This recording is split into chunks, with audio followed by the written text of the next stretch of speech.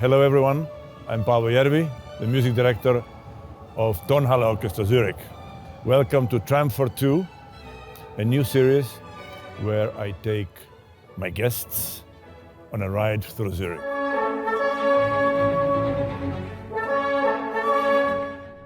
Today we're back for the new episode of Tramp for Two. What does it mean to be called genius? Well, our guest today, Fazil Say, welcome. Nice tramp here in Zurich. Yes, and nice and quiet. I wanted to ask you, first of all, who are you? Are you a pianist? Are you a composer? What do you think you identify with more? I am both since I'm a child, since I'm 5 years old playing piano and composing. That's why I cannot say I'm a musician. I try to make my music as an interpret and as a composer. In Frankfurt once, you played pictures at an exhibition. Yeah. I never liked that piece. And I try not to conduct it very often. But the only time I really liked that piece was when you played. Why is it that I like a piece when you play it and I don't like it otherwise? In music of other composers like Mozart, Bach, or Mussorgsky, or Schoenberg, whatever, I want to see as my composition and what I want to tell with this music and what is the atmosphere. This is for me the most important, and to see the pieces that we are playing, whatever, solo piano or chamber music or with orchestra, to understand them and leave, like, for the audience and for myself, my expression. I think this is very interesting because whenever we listen to a lot of people talk about you need to stay very close to the text and appreciate and respect the composer's markings, and I always feel that our job is to make it our own. Yeah. With all the respect to the markings and everything, it's really only interesting when it is your point of view or my point of view. It needs to somehow become personal. Yeah, that's what I'm searching also in every piece, in every second. How important is it for you to be identifying as a Turkish musician?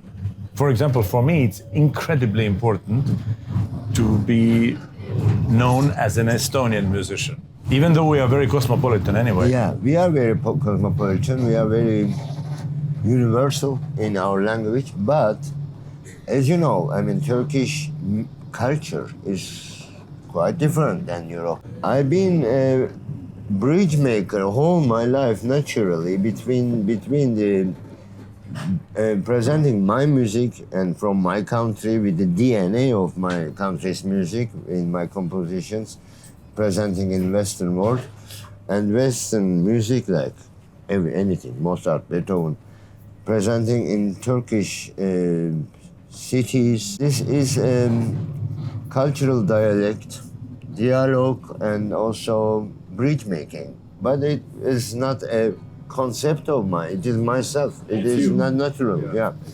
So it is, of course, very important to say I am a Turkish musician, but I don't have to say this because my music will say this. Yeah, this is something that I find an interesting question always, because especially since I moved away as a kid from Estonia, and of course now we are very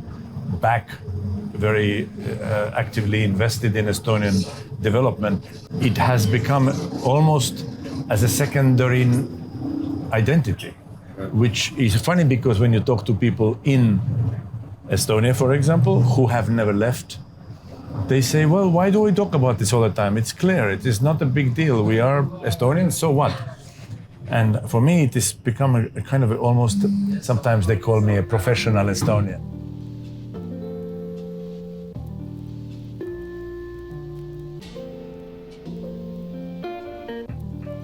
We had this conversation before about this incredible tragedy, the earthquake. It's a big tragedy. And you told me something that you are raising a lot of money and awareness, but funds in support. Tell me about it. Of course, we were very much under shock after the earthquake days. And in television, you saw always this broken buildings, the completely cities that I knew. I played concerts every year, like Antakya.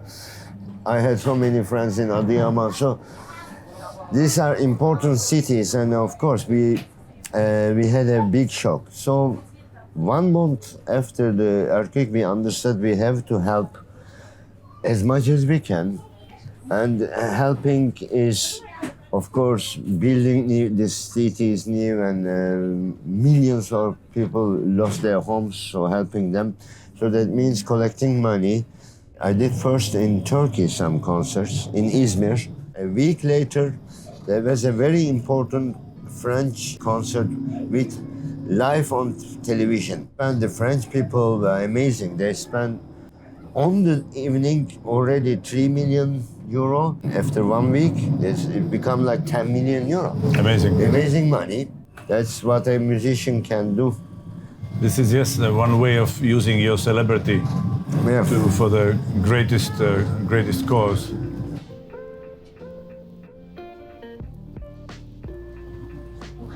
Do you like traveling?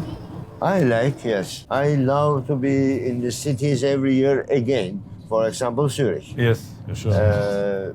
I have my hotel, since 30 years, I stay in the same hotel. I have my restaurants, and if I'm here for 3-4 days, I know Kronenhalle. We have to try every country, the authentic Local cuisine, drinks, and people. So in Zurich, in Kronenhalle, I love the Züricher Geschnetzeltes. Yes. And what is the name with it? Rösti. These are the best.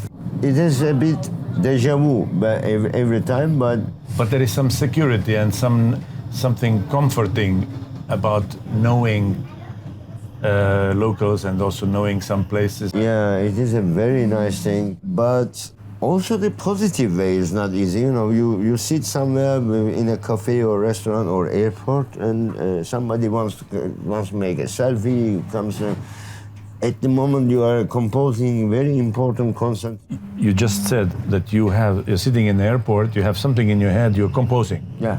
That is amazing. So that means I don't need piano. I can compose in an airplane, airport, in tram. if you compose in the airport, if you're in the Zurich airport, how the Zurich Symphony would sound like?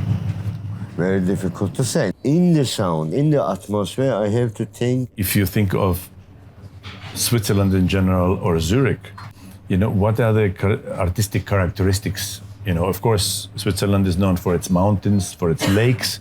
Figuratively speaking, if you think of Italy, you think of opera. Yeah. If you think in France, you think of fashion. In Switzerland, we think of banking and watches. And chocolates also. And chocolates, right. So chocolate symphony, perhaps. That is interesting. Now that might be a new idea for you. You're gonna come back next time with a Zurich chocolate symphony. Okay.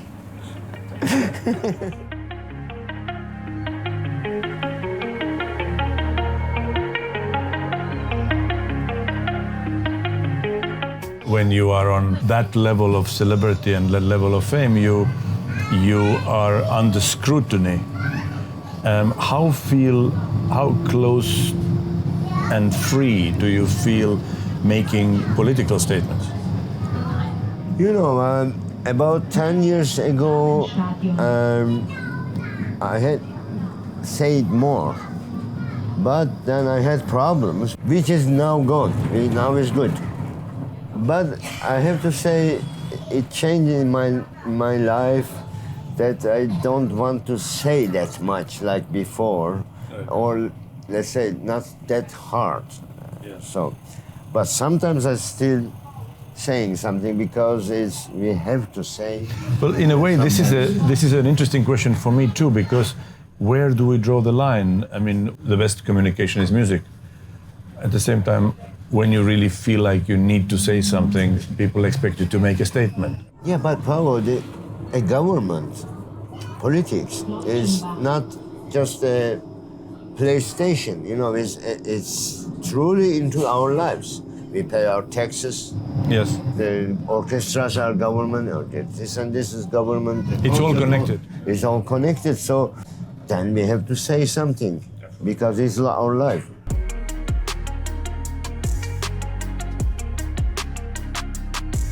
Thank you, Fazil, for joining me Yes, for this tram ride through Zurich. that's great. It's great to have you here. Thank you. I'm looking forward to our next episode of Tram for Two. And please don't forget to subscribe to our YouTube channel, Tonhalle Orchestra Zurich.